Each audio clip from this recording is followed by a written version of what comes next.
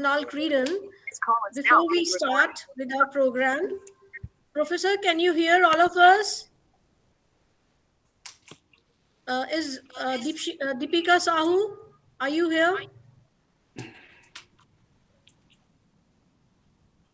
All right, so let's start with the formalities so that all entry attendance. I think maybe you must turn on your microphone because I can't. Okay, we'll do that. Or I can't hear what's been said. Ma'am, you have muted your mic. Joya, ma'am. I've unmuted it just now. So shall we begin with Professor Conal's deliverance? Yeah, let's send him a message in call message bhej de tune ko. Okay.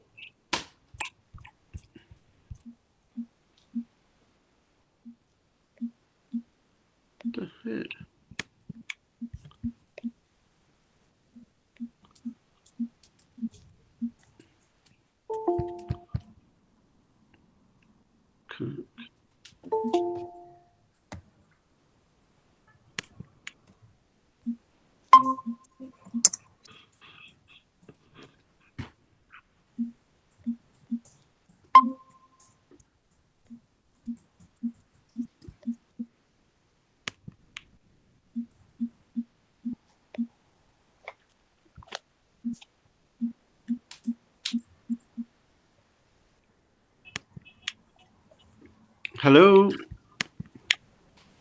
We all can hear you, Professor, sir.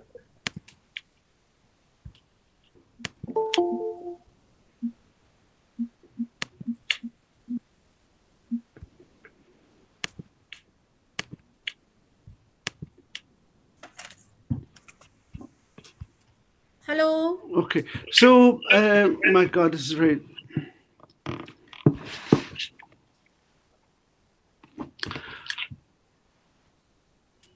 We are waiting for you, Professor, to start with your lecture. I can't hear. When am I supposed to begin? Yes, you are supposed to just start. Okay. Yeah. Well, maybe I'll introduce myself, and my plan is to talk about creativity in general, and I suppose the nature of creativity. And I think creativity is a very personal thing. And it's something that each person has to find their own. And it doesn't necessarily mean artistic creativity. It can be, creativity in the kitchen, creativity in how you deal with people, business. I think often people assume creativity is sort of limited to the arts world. For me personally, I'm in the arts world. I write for a living. I write books, I write plays, and I make documentaries, film documentaries. But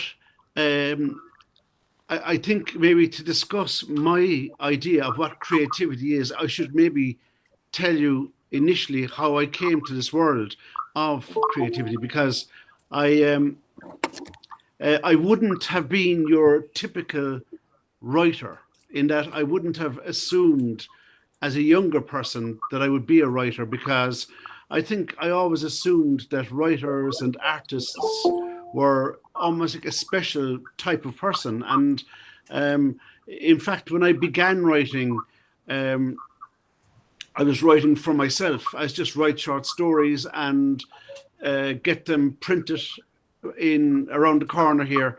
And the reality was I wouldn't even put my name on it because I felt it might be pretentious or, something to be ridiculed or whatever.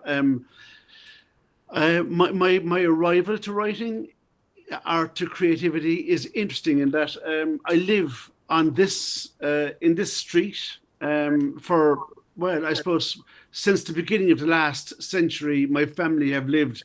It's downtown Patrick's in Cork City, which is a small city, and we've traded here on these little streets for, as I say, like over 100 years. And I think that gives me a huge collective memory going back longer than my own time.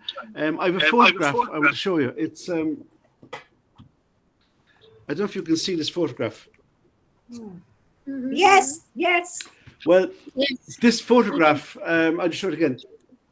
Yeah, we can This see. photograph is a photograph of my family. Basically, my father, like there are 12 children in my family, and my father's brother, Uncle John, they have 14 children. So because of that, the house, even though we live in a small house in a small street, there was always a celebration. So there were like, and on any one day, there'd be a birthday, a funeral, a marriage, a first day at work, a first day at school, a first tooth, a first boyfriend, a first girlfriend, a first divorce. There might even be a death. So every single day, there was a sense of occasion when you're dealing with that many people, all related and in tune with the same thing. Second to that is we had a small shop. A little grocery shop, and the grocery shop was about half the size of this room, so it was a very small shop. And I'm talking about maybe the 1960s, 1970s. Here in Ireland, televisions, we didn't really have television, and it was a very different place, really, you know. And so people would congregate in the shop to talk at nighttime. It was like the neighbors and family would just gather at the shop counter and talk. And I think at a very young age, I realized, just looking at my father and stuff, that the person who could tell the best story, and it may not be a big epic story, I'm talking about somebody who would, for example, go downtown to get a key cut. And when they come back, they'll call to the shop and then they'll tell this epic of what happened when they went to get their key cut, who they met, what happened there, what they saw on the river, who did that, and the interaction with the key cutter. And these people who had just a natural ability to tell a story in a funny way in our little forum of our little shop on our little street had huge credibility because they were the entertainers of the neighborhood. My father, who was a very funny man, he had a great capacity to tell a story. And as I say, it could be very simple. The subject matter might be something as simple as changing a tire on a car, or it might be as simple as an interaction he had with the postman that morning. But he had the capacity to really, I suppose, create characters, really. And they were real characters. And I think for me, and I've never actually thought about this deeply, but I do think now that I'm thinking about it, that was a very important part of my growing up, really, that sense. And at our shop counter, sometimes people would sing a song, or they might even recite a poem. It wouldn't be their poem, but they might. So there was always a sense of the requirement to entertain who you were with. So I think when I came along, by the time I came along to this world of writing, I would have been very, I suppose, reticent is the word, to class myself as a writer, because I really assumed that writers were a special breed, that they were special, that it was a thing from God or something. And I didn't realize that this spoken narrative was every bit as important and every bit as creative and every bit as profound. And I found that it was only much later I opened downstairs directly under this room. This house is next door to my family shop. They're dead now. My parents are dead. But downstairs, directly under this room, I opened a laundrette for washing clothes, maybe in the mid 1980s. And while sitting there, listening to the clothes being washed, I started to write. And I suppose what I find fascinating about that whole time is that sometimes I am asked, like, what writers inspired me. And truthfully, this is an honest response. I'm not really inspired by other writers or by artists. I'm really inspired because I believe by being inspired by what another writer has written in a funny way is secondhand inspiration, because they have already been inspired to produce this.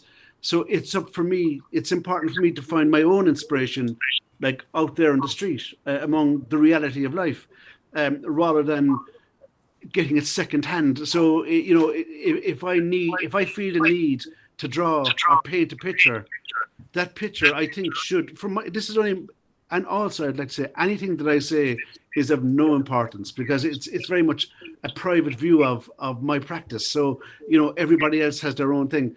But if I feel the need to paint a picture, I would wish that the picture I would paint would be inspired by something real or an emotion that I felt, rather than be inspired by another inspiration that somebody else made. And similarly, I feel the same with my writing. Out this area that I live in and have lived in for 100 years or more it's a very complex little area, because it's a world where you have homeless people, but you also have hotel owners. You have Irish dancing, traditional dancers here, but you also have lap dancing clubs. It's a real mixture of society. It's an interface, and I find it not only inspiring, but I love living here. It's not, I'm not here trying to be inspired. I just find the very act of going for a walk up the street is sheer entertainment, because I meet my friends, I meet my neighbors, and they're all coming with a different story and a different inspiration and a whole different take on life. If I can say a little bit more about my early days, this little street had a lot of small shops, like our shop. So our shop, we came from a place called Ivleary, which is outside Cork City, our family. And our little shop is known as the Inchigila Dairy, because Ivleary people would come to us. And then across there, you had the Murphys, they had the home farm store. And then you had the O'Sullivans, they're from Beara, and they were up the street. And we all did different little things differently. So like the O'Sullivans, Con Sullivan, he was famous for curing meat. We didn't cure meat. We were famous for milk. We had cream and butter. We're known as the butter and egg shop. Then the Moors over there, they sold just root vegetables, right? And in the 70s, 80s, all those shops closed. And I really felt, my God, it's gone. That magic is gone. But it wasn't. What happened is that it created, so back then you had all these, I suppose, immigrants to the city from different parts of the county who moved into Cork about 100 years ago and set up their little shops and traded to their people in the city. And you must remember that back then, people, so there wasn't proper communication. So it was all done by, people would drop off presents at our shop counter to be delivered down to where my father was from. Or if somebody died, the news would come to our shop. Or if somebody was born, the news would come to our shop, and we would tell the people from that area. And like, we didn't have Facebook, we didn't have any of that kind of thing. So I think realistically, those shops had a very important, I suppose, function within the greater city, because not only did they serve the public, but they also served the private aspect of the public who were from those areas. And when they shut, they all shut in the 70s and 80s because the supermarkets opened. And I thought, that's the end of it. And you know what? It wasn't, because what has happened recently, Ireland has opened up our doors a lot in the last 30 years. And we've new immigrants, they're not from West Cork, they're from further afield. So at the moment on this street, where you had a shop owned by the O'Sullivans, it's now a man from Bangladesh has it. There's a man from Pakistan around the corner. Across the street, there's a Brazilian shop. And you go there, it's all Brazilians. Just like when you came to our shop, we were all from Ivleary. Over here, where Moors, or where the home farm store was, that's now a Polish shop. So in a funny way, nothing has changed. And that's what I love about looking out onto the street. In one way, everything changes. And in another way, nothing changes, because people are people. And I think from my writing and my documentary making and plays, if I can get into the headspace deep enough of the woman or the man or the child who is on this street, well, then I believe that wherever street in the world who will read that will understand what I'm talking about, even though the culture is different, because ultimately I think humanity is the same. And the interesting thing about that is a number of years ago, I wrote a few plays. I have them here. I wrote these plays. I've written a lot of plays, but these plays in particular, they're called the Second City Trilogy, and Cork is the second city of Ireland. So they did very well here because they're Cork plays. And I contacted Dublin, which is the capital, and I said, would you like to put on these plays? They were very successful here. And the response I got back was that people in Dublin would not understand Cork. And I thought, my God, how parochial. Like, Dublin is really it's about an hour and a half drive up that road, right? But I believe them because they were the experts, and I'm inclined to believe experts. But next thing, just by the look of the gods or whatever, I got contacted by a company in China who said, we'd like to put on your plays. So I brought the three of my plays there over 2 years, and they understood them totally, even though it was about Cork and about hurling. And so I do believe if you could tap into the human psyche, you're doing really well. But to talk about creativity, I suppose what I'm really getting at is that I think creativity is a very difficult thing to express, because I think this is just what I believe, and what I believe is totally insignificant, but I believe it for myself. But I believe that creativity is basically to be fearless of ridicule. I think if I don't care about being ridiculed, well, my creativity will be expressed better, because then I won't be guiding it by the parameters of how I expect other people to interpret my creativity. And I think from my own experience, when I see, for example, certain aspects that were quantum leaps in creativity that are, I suppose, in the world perceived as being quantum leaps. People, such as we say James Joyce, or even musically punk rock. It's those quantum leaps that, in a funny way, were never really accepted in their own time, because they weren't just about entertainment. They were about an individual expressing their creativity, which is invariably challenging, because creativity is a very personal thing. And I think eventually, when someone's creativity is expressed and it is accepted, then it stops becoming challenging. Then it becomes almost academic. So, then you start giving a title to, like, that's when people start calling, for example, punk rock, because at that point it's been accepted. Up to that point, there is no name for it. Or it's a bit like modernism or Joycean. Like, up to a certain point, people don't have a word to explain this thing.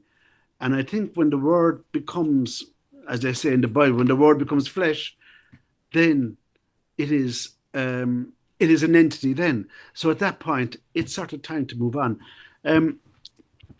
My own personal creativity is, I write about what has happened on my street, everything. It's all fiction. So my plays are all set on the street. My novels, my films, my documentary films are set very much about what happens on the street. So, for example, this here is it's a history book, but it begins. It's a history book that starts in the Bronze Age. It goes right back to the Milesians when they first came to Ireland, like prehistory. And but the story begins in my shop downstairs, where people ask about. It's a true story about who this man is, because he was never famous in the history books, but yet for a very short moment in time, he was hugely famous in England and in America and all that. But it just so happened that his fame coincided with the very moment that Ireland got our freedom from England. So in a way, he was airbrushed out of our history because he was perceived to be an English hero, but he was actually from a very long heritage of, I say our shop is called the Ivleary in Chigila.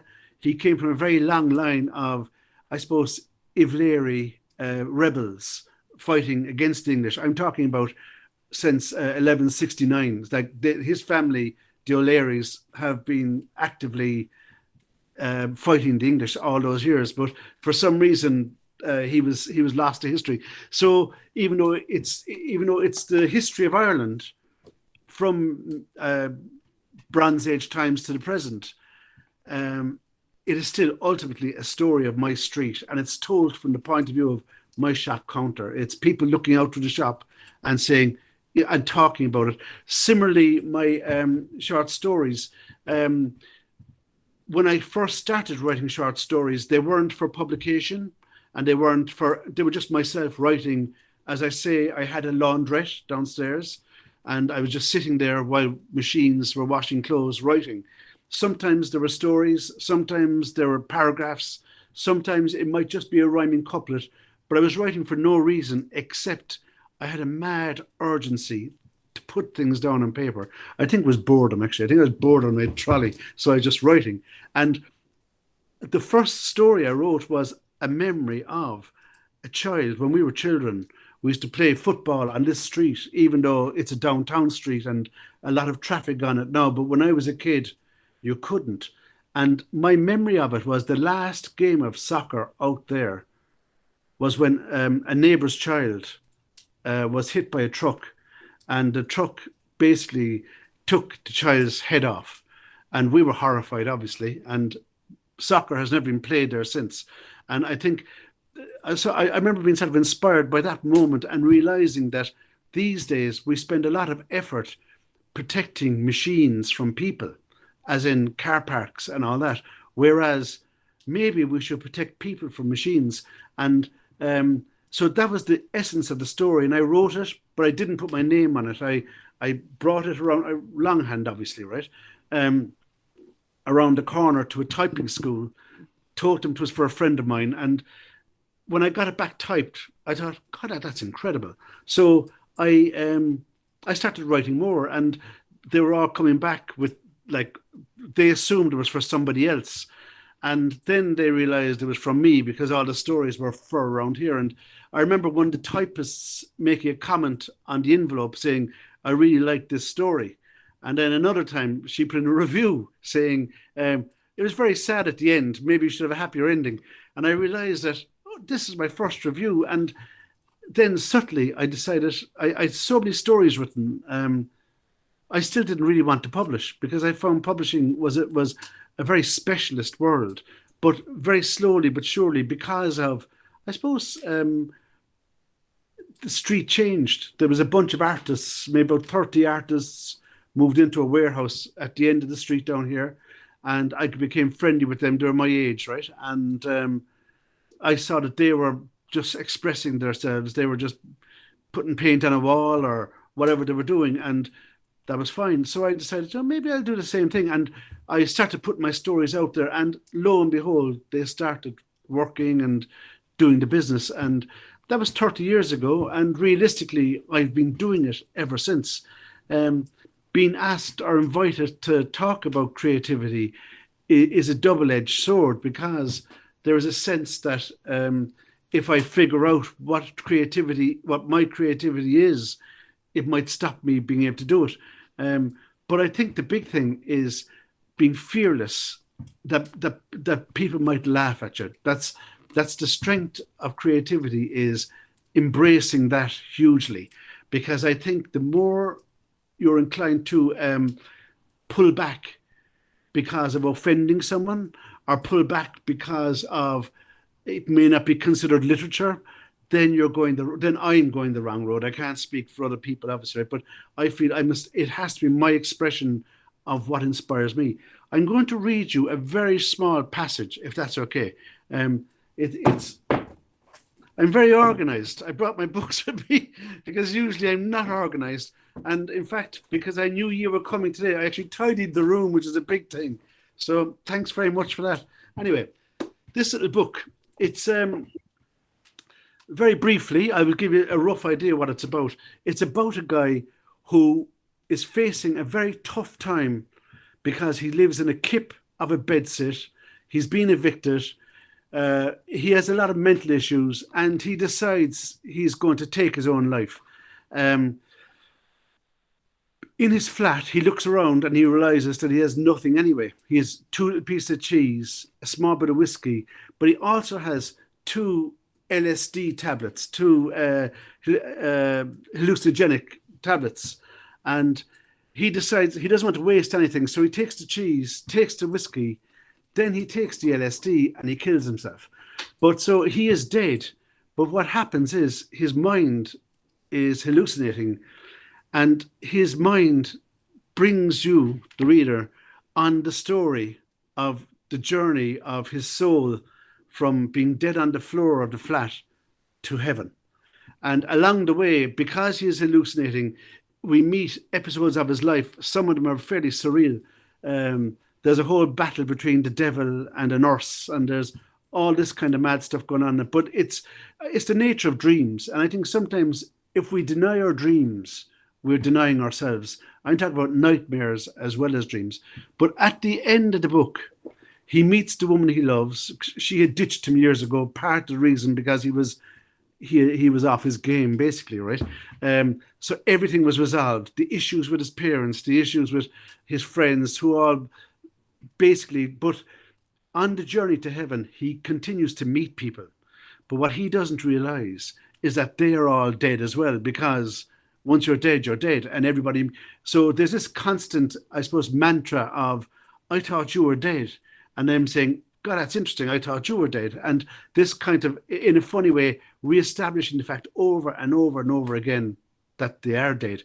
And I suppose when I wrote this, it dawned on me, and I know different religions have different beliefs, but whether you believe in reincarnation or whether you believe in Christianity and heaven or whatever, at the end of the day, I, as this person here, I'm a very finite entity. And at a certain point, I get a view of, okay, this entity of me is going to end because I'm going to hit a wall and die. And I can also see behind me and see the entity of me that brought me to this point. And it's a very regretful point because, first of all, you spend a lot of time regretting the mistakes you made back there. And there's an awareness that you have very little time to put it right. So it's a difficult time. And I think that's what this story is all about. It's about an individual trying to get all these things together. So I'm going to read just the very last page, if you don't mind. I have it here.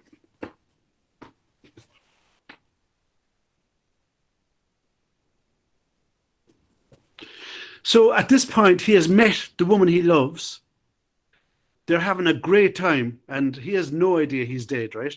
She is well aware that she's dead, and she brings him to all these majestical places around the city. And you must remember, it was actually this city that made him brought him to the point of killing himself.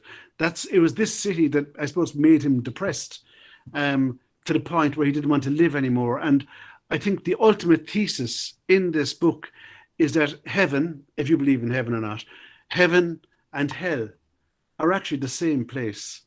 It's all about perception. So he ends up relatively back in the same place where he began, realizing, God, this could be heaven. So I'll read it. It's very short. By the way, the field that he goes to is just around the corner of my house here. It's called Bell's Field. It's a field that looks over the city, and it's where we hung out as kids. And when things were really bad, be it at school or whatever, sometimes you go up there just to chill out and look across the city.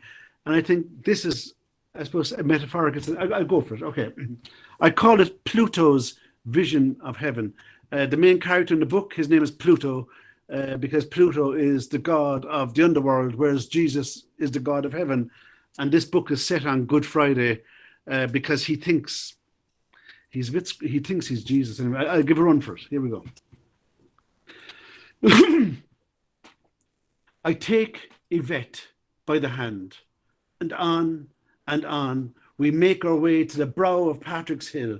There we stop, look back down into the goldfish bowl. We don't turn to salt.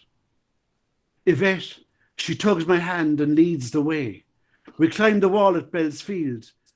There before us is a world framed by the salt and pepper cellars of the belfries of St. Anne's and the North Cathedral. My eyes embrace the beautiful north side, cram-packed with dainties and delights, stretching as far as the eye can see, vanishing over the hills at Blarney Street and Knocknaheeny, the beautiful north side laid out before me like a kitchen table at Christmas time. Breathe it in, I say. We walk through the knee-high meadow, nestle down into the sheltered hollow, we're sprawled there barefoot on the grassy ridge above the city, saying nothing. Bolts of pleasure and pain as my memories travel across Brewery Valley, stopping off along the way at the North Monastery, Easton's Hill, Murphy's Stack, landlocked Powellraddy Harbour, past each laneway step and steeple, from the Bishop's Palace right over to the dome of City Hall, and all the way back to Redemption Road, and over the city to the spiked towers of Holy Trinity, St. Finbarr's, and the green tops of St. Francis. In the distance, the county hall scrapes clouds, picking up the gold of a dying sun. I gaze out westward, out along the beautiful Lee Valley to the Carrigrahan Strait. There, like a last grasp at life, a setting sun sends flames of reds and orange and yellow licking high up into the sky. Looks like Ballant College burning. My city is a royal town, dressed up in crimsons, in gold. In the distance, through the mist of time and coal smoke, I hear the cry of an echo boy, the sound of men walking and whistling their way home from work in the red city of Gorana Brahar, the chimes of an ice cream van across on Spangle Hill, the bells of some cathedral or other, yelps of children from Roach's buildings playing ball along the road. And as I say goodbye to this city of pain, it occurs to me that there is a harmony of movement and colour and sound. Everything is as one. The aromatic blending of Murphy's Brewery, Linehan's Sweet Factory, Donnelly's Bakery. Yvette snuggles into me. This could be heaven, I whisper. Could be, she smiles. Could be. And that's that. Thank you very much. So I suppose that in a way is a vision of heaven, and by the same token, it's a vision of hell, because this is heaven and hell. I might, before I go on, the thing about what I find in my own personal creativity is that by engaging with individuals from around here, and often you're not really looking for, I suppose, it isn't even looking, because it's a very natural, organic thing. It isn't like I'm out listening to what people are saying. These are my friends, my neighbours. But I'm sort of inspired often by people who may not be seen as leaders in a community. You know, it could be, somebody who plays an instrument. It could be a butcher, somebody who chops up meat. And I just think, my God, that's interesting. He does this day in, day out. He knows every cut in an animal. And in one way, it's a very barbaric thing to do, to have like a living animal, to be chopping it up. And then in another way, there's something very nurturing and caring about it, because in this culture, it would be seen as something you're doing to feed, the neighbors. And I just find the points of view from those kind of people are really inspiring, because what you often find, what I often find, is when you engage with people who are appointed as leaders, there often isn't an awful lot to learn from them because they're being careful to include everybody. And sometimes you have to be, in order to impart information, you sometimes have to be, I suppose, to exclude certain individuals or certain, I suppose, people who might have maybe concerns about, it could be a cultural concern. Sometimes you have to be willing to express those things in order for me to find, okay, I can understand what this person is saying, rather than everything being sanitized as a sort of so I suppose what I'm saying is that the underbelly of society is often, for me, the most interesting. What I might do is, one last thing, sorry there. I'm just, if you don't mind, because I'm concerned about time, I might just read one more small little bit. It's and it's about a play. It's a play I wrote, and this play is basically 3 generations of men in this area who basically, I suppose you could say they were good men, but they were sort of useless, because each one of them faced a crisis. So the first guy, he faced the War of Independence and the Irish War of Independence, which was very bloody. And like, this city was burnt down by the British, and there was a lot of trouble on these streets at that time. And yet he, when it came to it, the first guy, he just went to the pub and he drank his way through the War of Independence. His son, he had an issue where he basically, in the 1980s, Cork, this city, went through a huge recession with 2 big multinational employers, Fords and Dunlops, cars and tires, and they just collapsed. And with them, the city collapsed as well, like totally collapsed, because it's different now, because the city is far more diversified. But this was back, it was back in the 70s and 80s. Now that would never happen now, because there are too many infrastructures there at the moment, right? For some of that, we're very reliant on those 2 companies. But when that happened, that man, when he lost his job, he just gave up. He just gave up everything. And then currently, there's a character in this story. He's a man who is living through the good years, the Celtic Tiger, but he was educated during the bad years, so he can't get his head around, I suppose, access to this new, I suppose, improved roaring economy. So he finds himself excluded, and once again he turns to basically drink. And but I'm going to read a small extract from this little play. It's called The Cure, because in Irish culture we have a thing where if people drink alcohol, the next morning, it doesn't, it's more mythical than anybody, it's the way it used to be. The next morning people would go for the cure, because another piece of alcohol would make you feel better again. So people going for the cure usually implies that they've been drinking the day before. And also the cure has sort of biblical references, because going for a cure from a holy man, but here it's from alcohol. So this is called The Cure. It's set at Christmas time. This main character has been drinking for 3 days solid, and he's going for the cure. It's early morning and he's heading to a pub. But the recurring mantra in the play is, they all come from out there. And the recurring mantra is that nothing has changed in 100 years. And he can smell his way into the city centre by the various industries, shops, pubs, restaurants, the river. He knows where he is by closing his eyes and just walking straight past. And this was a special art form that he, his father and his grandfather all had. So I'm just going to read that, because it will give you some idea of, I suppose, the smells of Cork.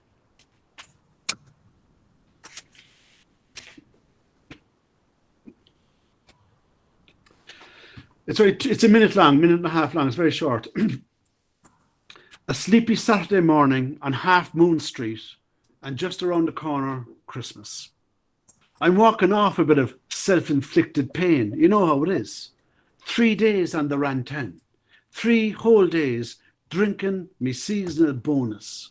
You know how it is when the belly has had a skinful, The mind is willing, but the body isn't able. Well, that's how it is. Just out for a scove, myself on me own, no particular place to go, just following me nose. Just follow your nose. That's what my granddad used to do. Great man for following his nose was my granddad. On his mother's soul, he could find his way to work blindfolded, all the way from his front doorstep up on Dublin Hill, down into the belly of the city, just by following his nose. The first thing that hit my granddaddy leaving the house be the thick country smell of cattle from the dealer's fields beyond the grotto in Blackpool. Led on like a bull by the ring, he'd close his eyes and follow his nose, past the stale stench of last night's stout and cigarette smoke from the string of pubs along Dublin Street, past the Glen Hall, full length of Thomas Davis Street, and with the first hint of crusty bread coming from the ovens of Cuthbert's Bakery over on Great William O'Brien Street, he knew he was at Blackpool Church.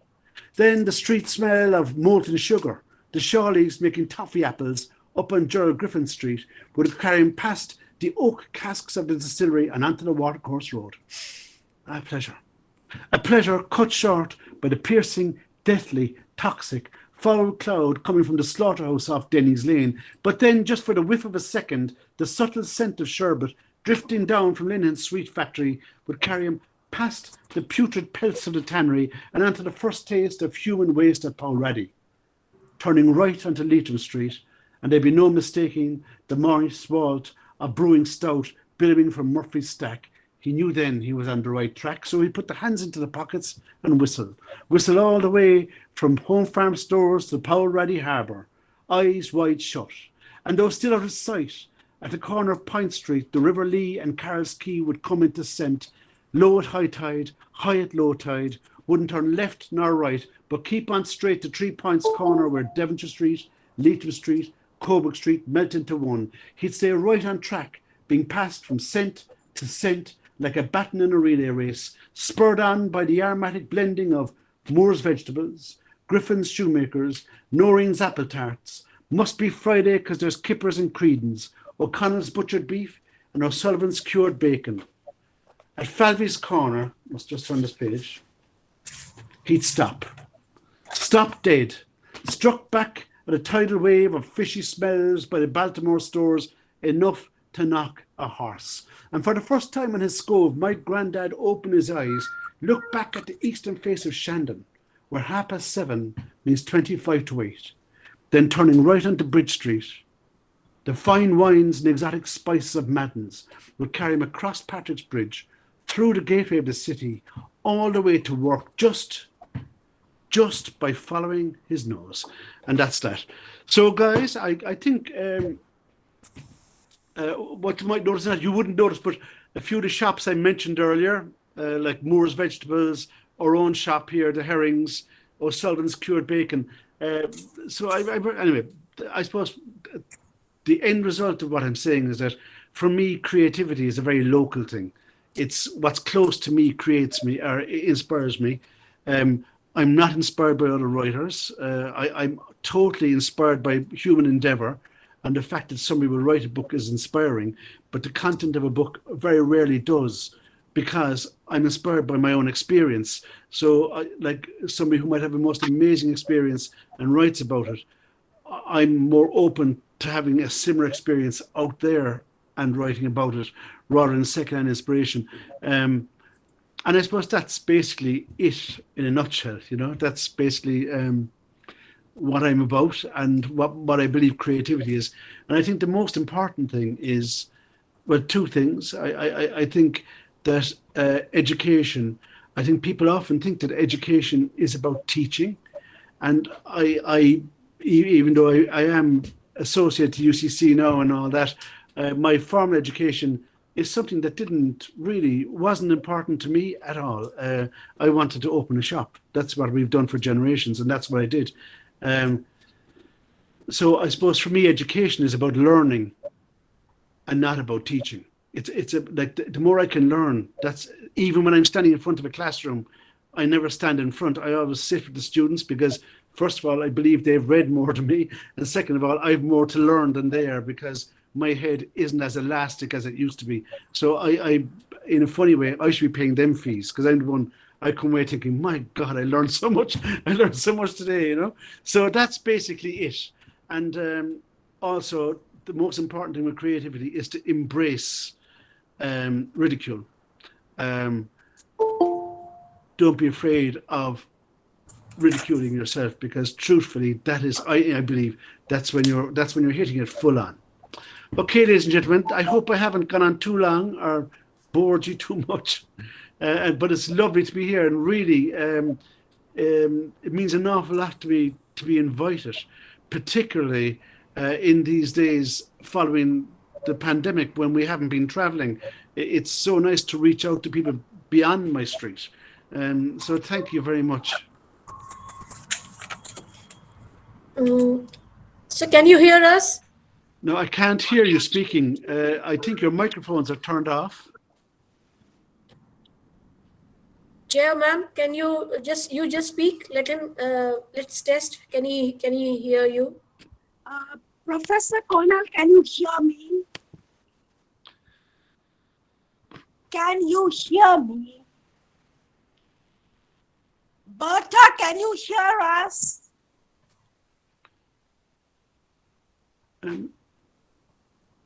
Madam Berta, can you hear us in Argentina? We can hear you, Dee.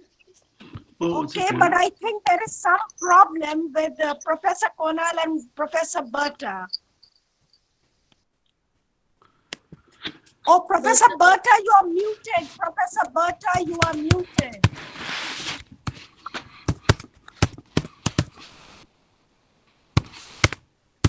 Jayshree, Professor Berta is muted. Professor Conal, in any case, it has been such a pleasure to hear you.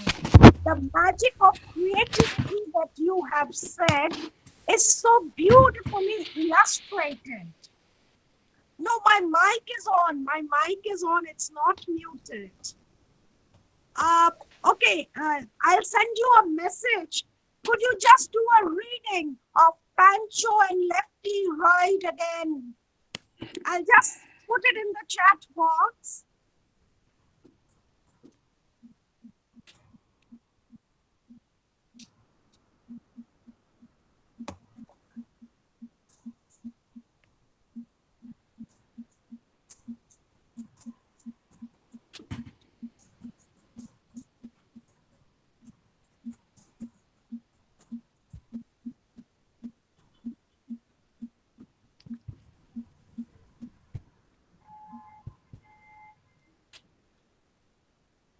Can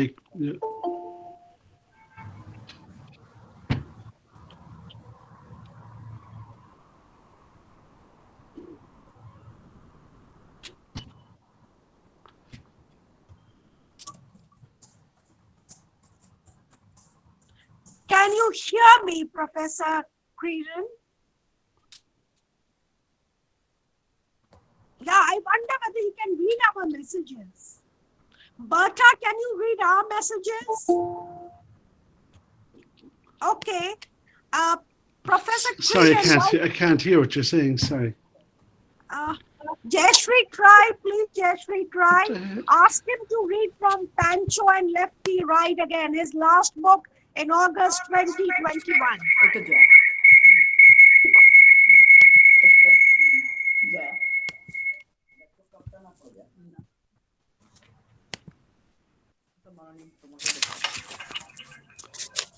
I'm very sorry. Okay. I'm asking whether you can read to us an extract from. Oh, you want me to read? Pancho and Lefty Ride. Yes. This is the August 2021 publication.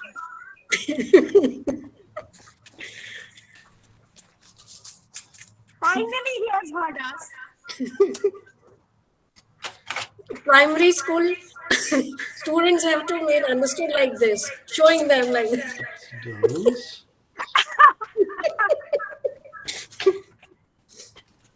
You see, that is a very interesting account. This is from his earlier book, Pancho and yes, I'm sorry, guys. I'm very sorry. I can't hear what you're saying, and I feel that I might be jumping on top of it. Read.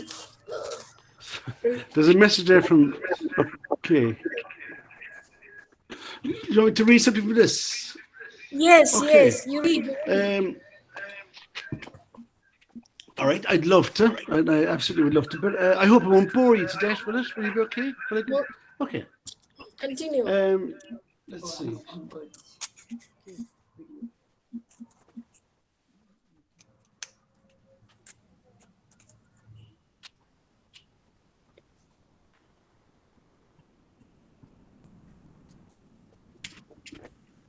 Meanwhile, we'll introduce Professor. Jayashree उन्हें बोल लेने दो, बड़ी मुश्किल से तो सुनाई। Thank you, Bata. Thank you. This is it's a piece called Dockets and Dowels. I hope I'm not boring. You know, see, I can't hear what's being said, so I'll give it a lash. It's called Dockets and Dowels.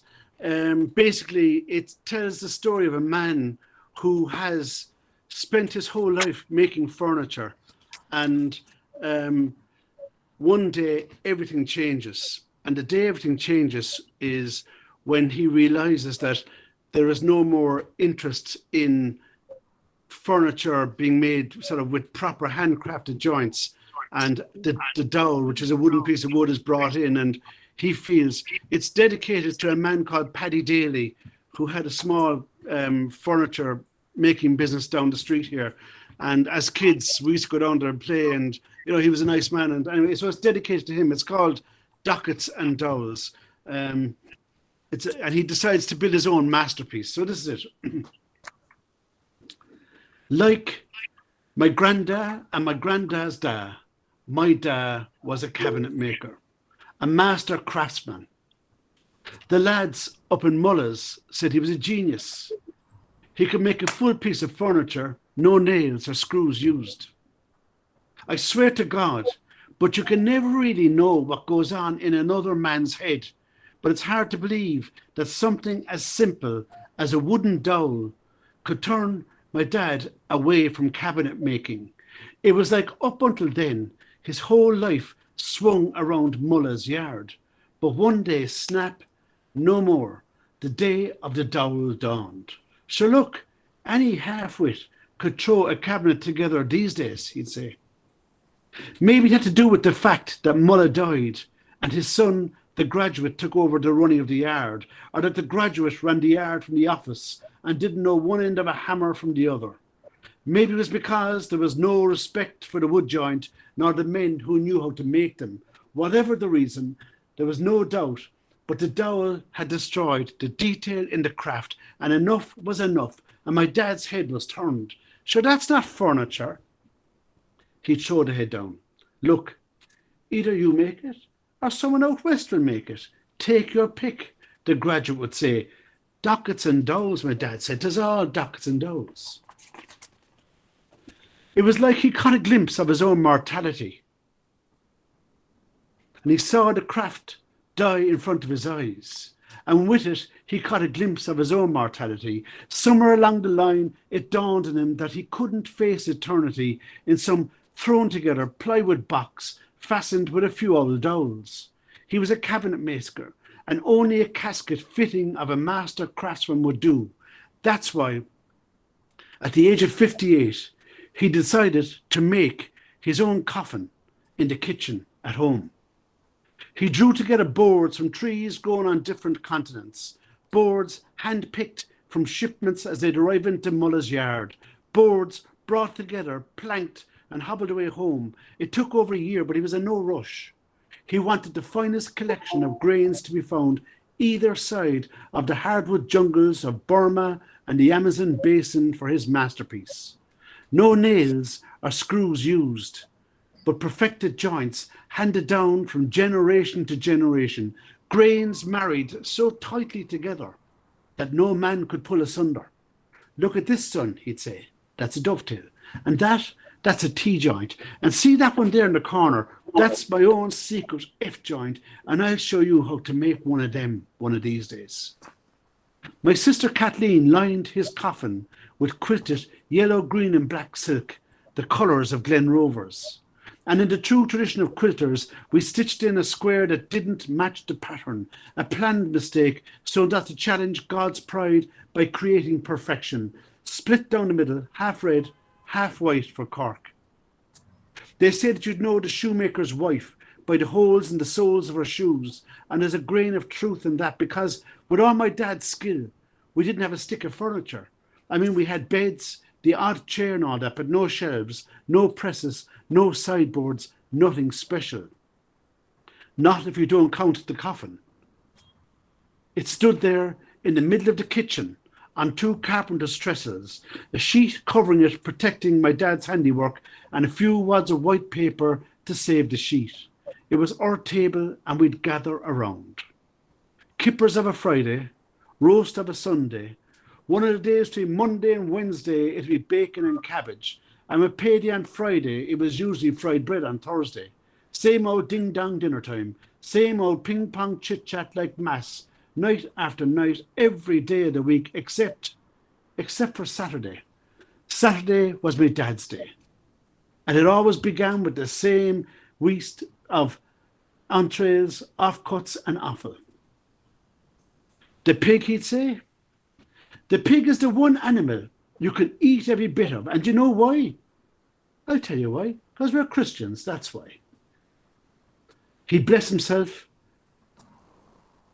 Sorry, not only is it religious, he'd say, it's part of our culture. The people of Cork have eaten pigs' heads long before St. Finbar found us. And he was right, because where we came from, the head of the pig often kept the wolf from the door. Never the fur-lined devilish face of the sheep or the cow, always the pig, whose human-like Jayshree flowers for some reason tasted easier on the conscience. Still, there's something evil when two eyes stare out at you from a pot. I'm going to leave it there because this could go on. But ultimately, he puts his whole life into his coffin. And then, of course, when the time comes and he dies, they can't get the coffin out of the house. It won't fit. So they have to cut the coffin in two and fix together with dowels. So that's basically, I suppose, the idea is you can't plan for a future life. I suppose at this point, I call it an end because I can't really answer questions unless they're written questions, maybe.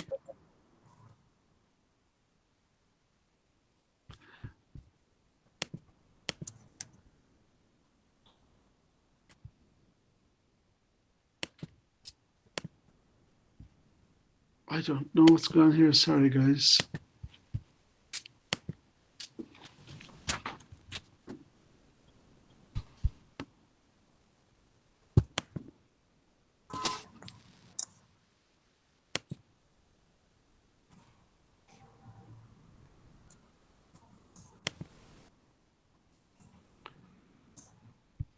Yeah, I don't know. I'm sorry, guys. There's something wrong here.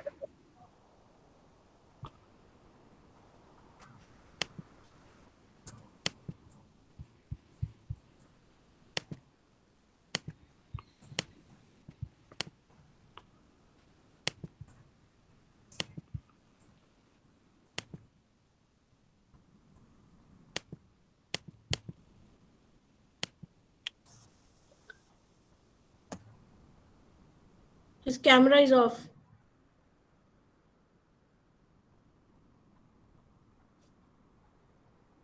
His camera is off, ma'am. Yeah, I saw that just now. But it No. has been a very interesting lecture by Conal Creedon. He is there. It's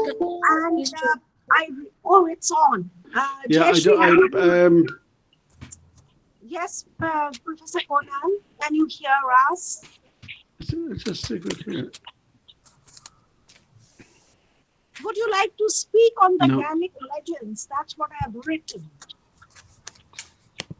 Please check the chat box.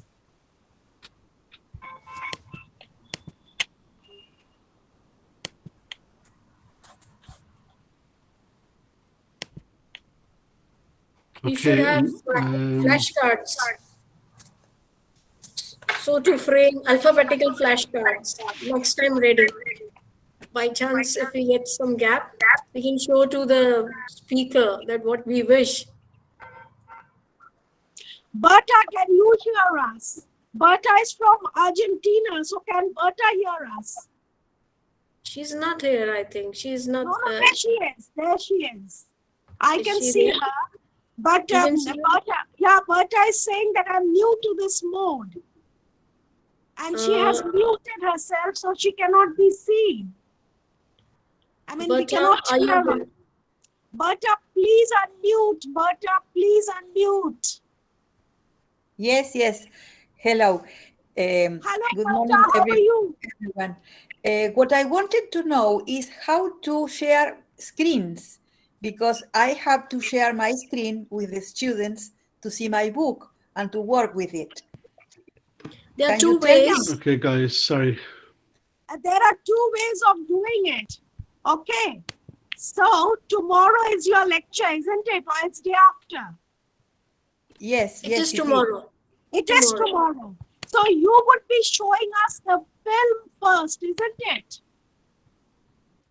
Yes, and you are going to tell me how to share screen? Yes, you? we will do that. We will do that I'm just sorry, I before- can't hear. I can't hear anything. Professor Conal, there is something seriously wrong at your end because Berta is in Argentina and she can hear us. And it's our misfortune that we cannot communicate with you. Okay, so do you think I have to connect some minutes earlier? Yes. Yes, Jayshree is correct. You have to connect a couple of minutes earlier to share your screen with us. Okay. And there is a tab on your screen, the arrow raising upward. There is an arrow raising upward. It shows present now. If you click that present now, Yes. then you have on your desktop available your whatever material. It will ask, do you want to open up window or a tab or a you may say there will be three choices. Like for example, suppose I want to share.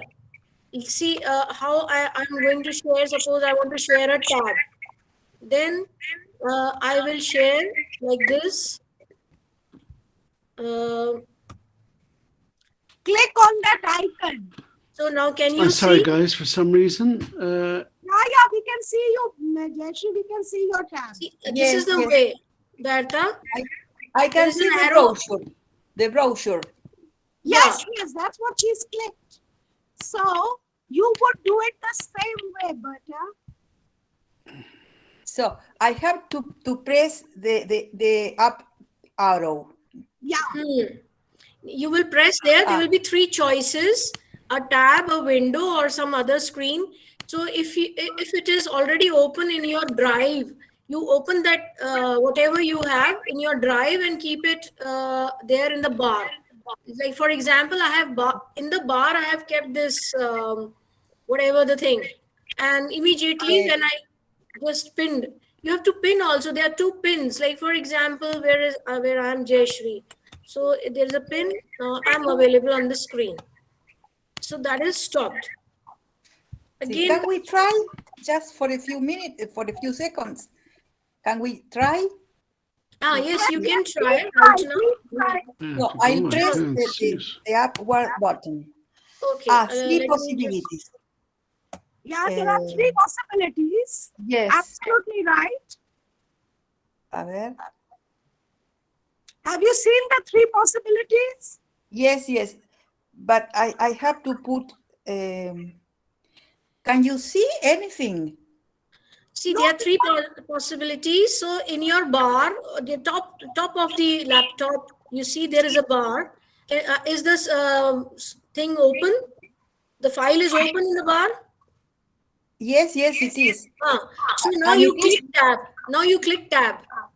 There are three possibilities. Open the tab. Tab. There are three possibilities showing: window, tab, and the screen. something like that. It will show your tab. Click on that tab. So you're opening a new link to share with us. A link, a ver.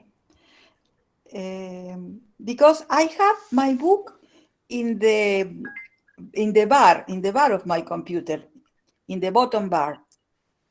Or you can do one thing, you can email me your book. You can email me your presentation from here. I will then show you. And Okay. you will be telling me next slide, next slide. I will scroll down to the next. So you can send me your material. I'll share from my side everything, whatever you will. That would be better, yes. The question arises, how will we see the film? And you will learn gradually. You will learn gradually by the end of your workshop how to do all this. Well, I'll send you my book, and you are going to share it from your computer. Yes, to the audience. And to me, of course. You can do one thing. Right now, you email me your book. I will open it and I'll try to show you if you can, if you wish, right now. Yes, right now. You can mail me. Hello, yes. Professor Mala Chakravarty, ma'am. Good evening. Thank you for coming in. We are really grateful. And my sister is also there. Jolly Chakravarty, Mala Chakravarty, and Shubhra Roy. My God, lovely. My niece teaches in Ireland. She teaches at the Dublin School of Business Management. Wow, wonderful. Congrats. It's really wonderful. Thank you. And so, how did you find Professor Mala Chakravarty?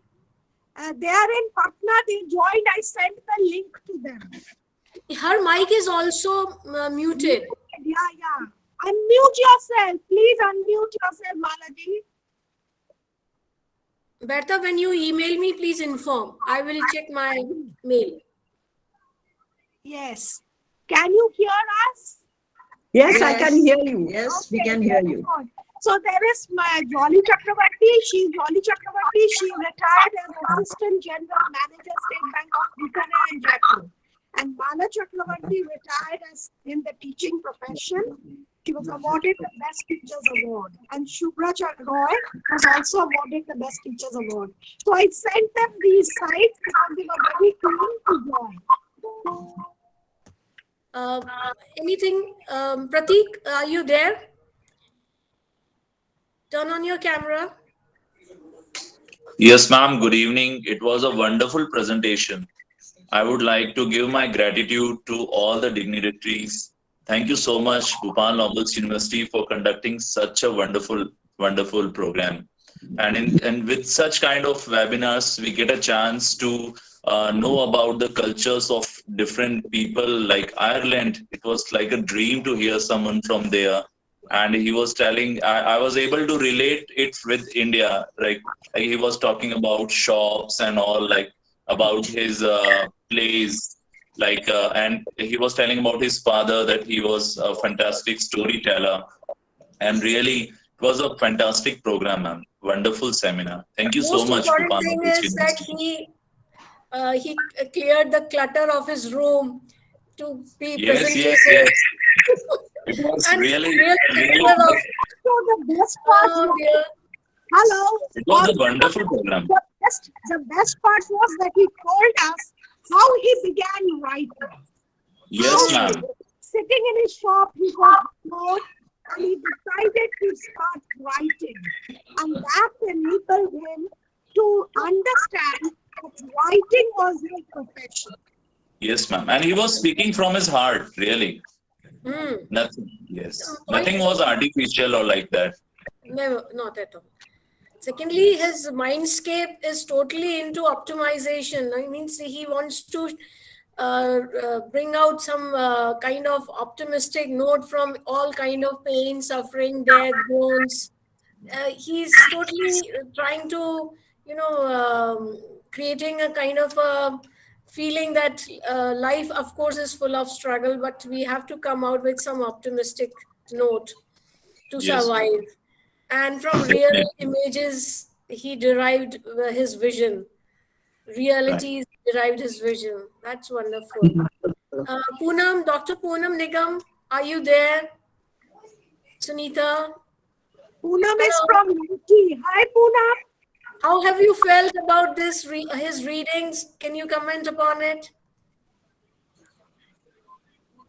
Poonam, you're muted. Poonam, you're muted. Unmute yourself. I'm so sorry. Sorry. Yeah.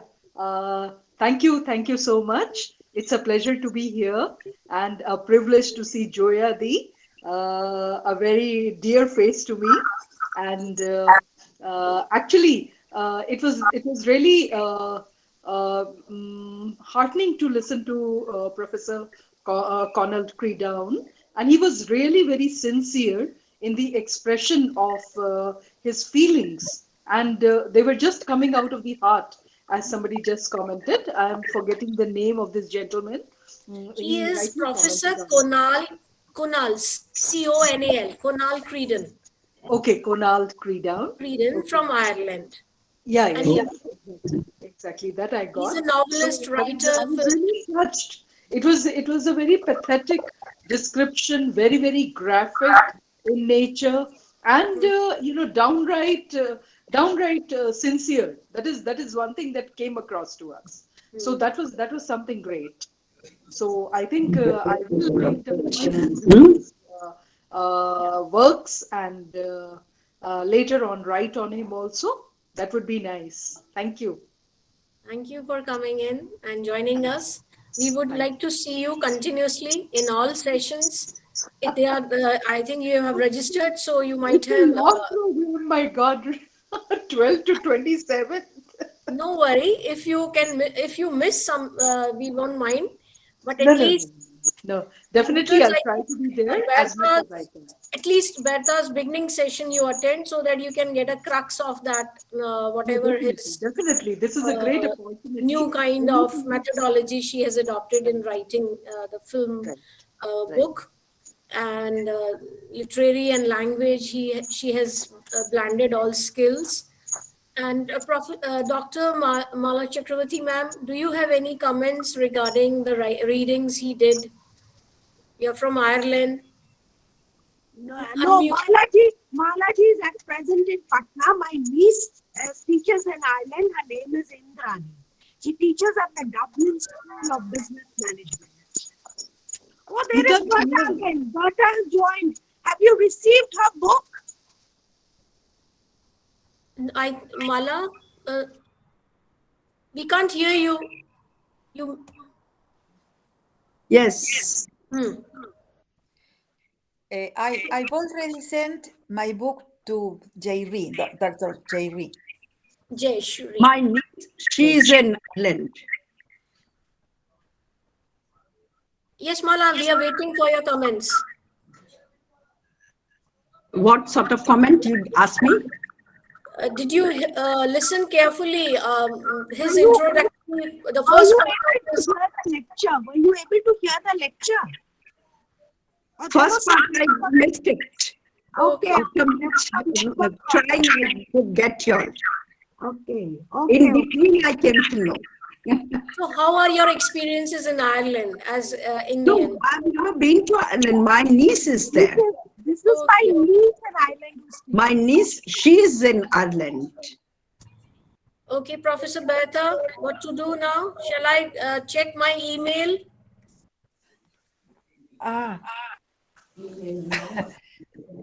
You sent me an email. No, you have to send me your book. Yes, I have said I have done it. You have done it? Just okay. Yes, recently. Just I will ask my niece. that moment. Excuse me. At present, Perhaps it takes some minutes to arrive, but I have already sent it to you. You've sent to Dr. Jayshree Singh, huh? Yes. Okay, so sorry. In your Gmail. Wait. I don't know what's happened to my camera. It's just going off. Tejaswini Rastogi. Had you listened all the full lecture of Professor Conal? Do you have any question or comments? At least comments.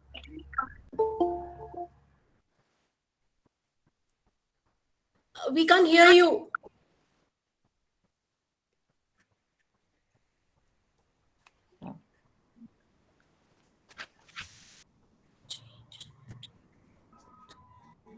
I hope you now you can hear me. Yes. Yes, we all can hear you. Yeah. Good evening to one and all present in this wonderful workshop. And I feel really privileged and blessed to attend this wonderful mega auspicious webinar. I heard him and I found that still I need to listen, continue, so that I may understand the micro observational analytical features of the creativity and all the toolkit applications of this observation throughout. Overall, I would like to say that really I have learnt a lot and I would like to applicate in my writings as well in my practicals. Yes. Thank you, ma'am, for providing me this link. I'm a government lecturer in higher secondary school and preparing for college recruitment, as I have done the doctorate, and regularly I'm attending the FDPs and writing research papers. Okay, that's fine. Thank you. Thank you for your comments. I would suggest you in this pretext, you can go through Conal Creedon's YouTube material. He has been uploading, and I think he has his own channel also. He sings his poetry, or he even reads everything, and he has uploaded. From there, you can collect all data for your references and research. Moreover, if you really want to connect, suppose if any of your scholar or if you are doing any work, Yes, ma'am. suppose you're from school, so you might have given assignment or Yes, task ma'am. to your students. You can like make a project on Ireland writers and pick up the some Ireland writers and take decade wise the writers, and in this way you can give the task to students to explore about these writers. Sure, Right? ma'am. Of course. There is my niece. I really feel myself fortunate. Ma'am, I would like to request to get the link or some approachment so that I may connect with Mr. Kunal. You are Deepa Rastogi. Yes, ma'am. I can give you, just wait if you wish. Wait a minute. Yeah, ma'am, sure. Yeah, there is my niece who has just joined. That is Indrani Chakravarty. She is the Yes, one ma'am. who's teaching there in Ireland. Hello everyone, how are you doing? Good evening. Hello. Good evening. Good evening. Welcome to our platform of Bhupal Nobles Thank you. University. Thank you And we so are much. I'm so honored to be here and to joining all of you. Thank you We so missed very you. much. Tomorrow, please be sure to be here. Okay? Because Absolutely. tomorrow is also very interesting because you spread the word through your mouth, whatever you observe. Here, can you, Ms. Rastogi, can you see the, you can catch the picture of this slide. Ms. Rastogi, can you hear me? I can hear you. Yeah, you catch the picture of this slide. There you will find the lot of links. Okay, okay, ma'am. Just wait. Huh. Oh, shit. Anybody else has any query regarding today's author, speaker? Pratik, you two had raised one question. Are you there?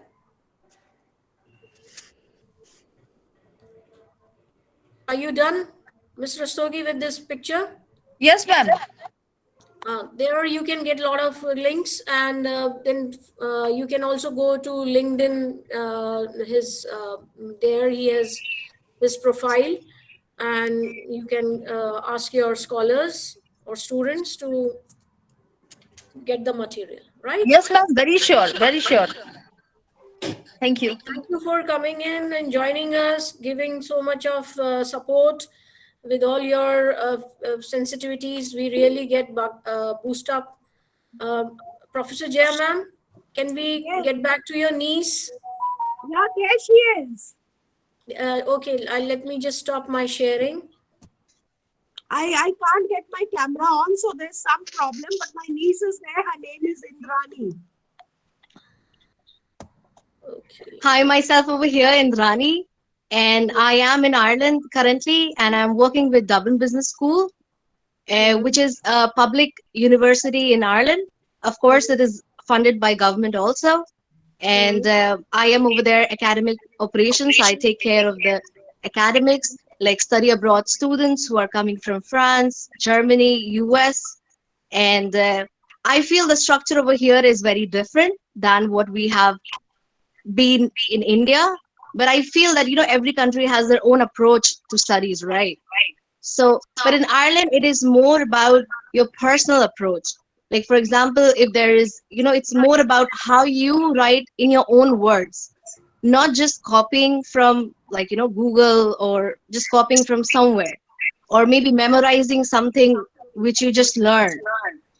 It's more about, like, for example, we have research in all the modules, and it's basically because we want the students to write and to understand the thing which they are writing, not just writing what they see.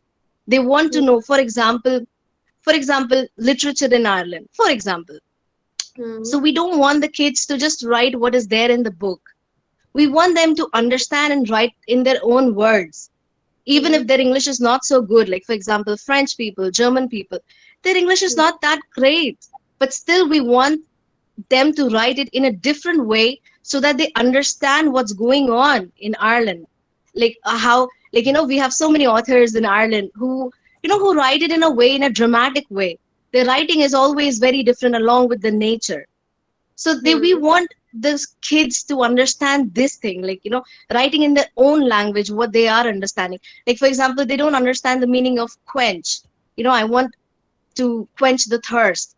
No, but we want them to at least write, okay, he was thirsty and he was going to, make his thirst, like make himself not so thirsty. They are taking the approach, but maybe he will not write the word quench. So this is how Ireland is, promoting their literature in a way so that others can write it in their own way.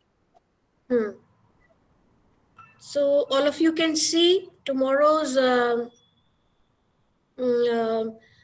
lesson that to be delivered by Professor Berta Otero from Argentina.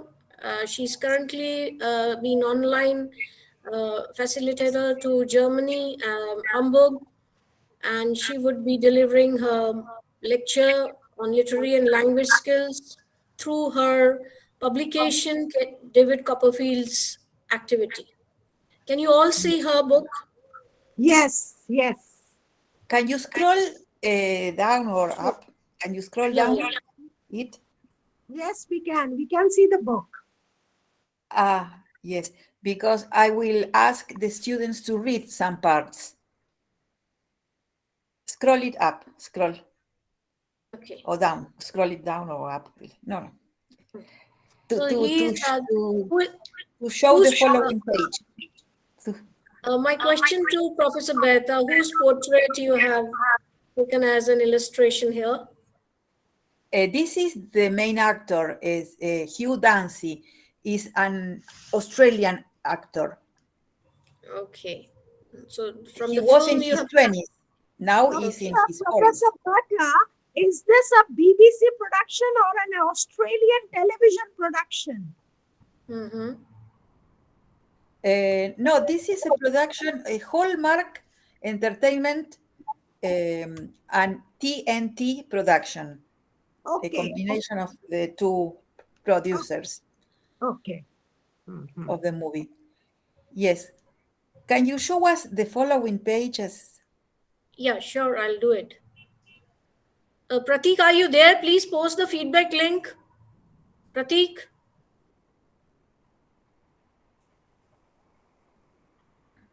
This is the book.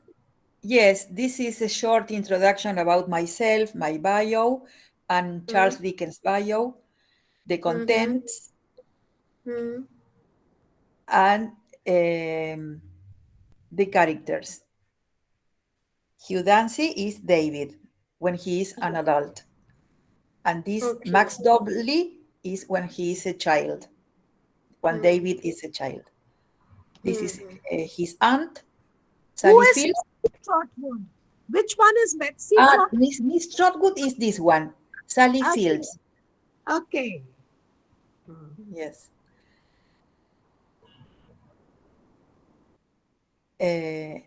Eileen Atkins is Miss Merston. Mr. Merston's sister. And this is Agnes. Emily Hamilton is as Agnes. You know the story of the novel. Yes, I teach this novel. Ah, okay. I did my PhD on Charles Dickens. Good. You can scroll the following page. There are also many other characters.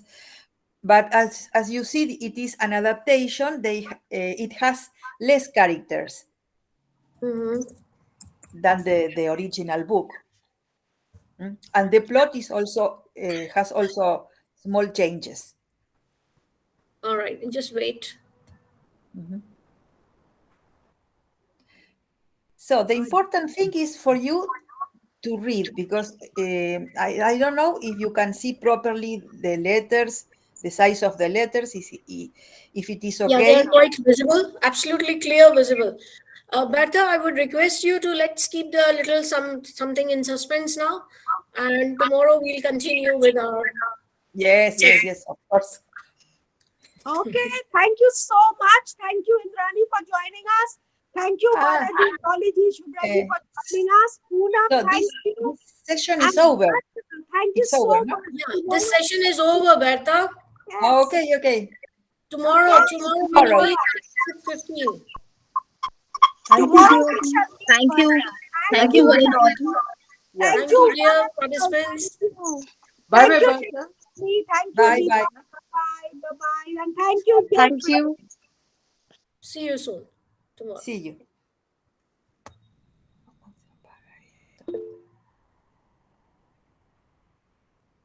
Okay, Bertha, bye. See, bye. But I don't know how to put it off. Looking forward to your lecture tomorrow. There is a red tab. There is a red tab showing the phone. You just click it and it will say ki leave the call.